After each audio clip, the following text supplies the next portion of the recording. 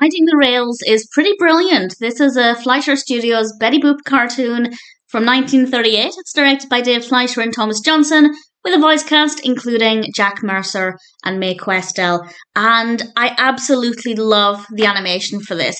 It gets a little bit emotional at one point, but it's really good fun. And I won't give any spoilers for what happens in the second half of the cartoon.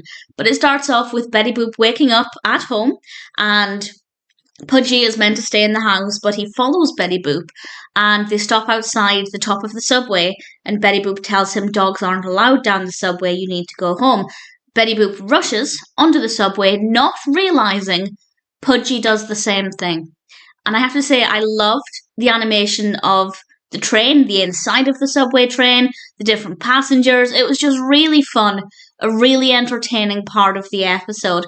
And then Pudgy gets into some difficult situations in the second half, and yes, there is definitely comedy there, but it's also a little emotional as well, because I don't like seeing Pudgy or any animals being in some unpleasant scenarios, and that's definitely what happens. But everything worked really well. Also, the ending, I won't say what happens, but I didn't see it coming, and it was good fun. It was a kind of random ending, but I rather enjoyed it nevertheless. In fact, I liked the cartoon in its entirety. It started off well and just went from strength to strength. And for me, the highlight is definitely the bit where we're in the subway carriage and Betty Boop's there and Pudgy's there and all of the other travellers. I just thought it was a really fun scene, but I liked it all. If you're a Betty Boop fan or a Pudgy fan and you haven't seen Riding the Rails yet, check it out. It's a fun concept, well executed, great pacing, sweet, a little emotional, very well animated.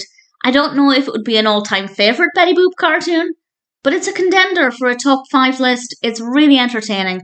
Really thoroughly enjoyed Riding the Rails.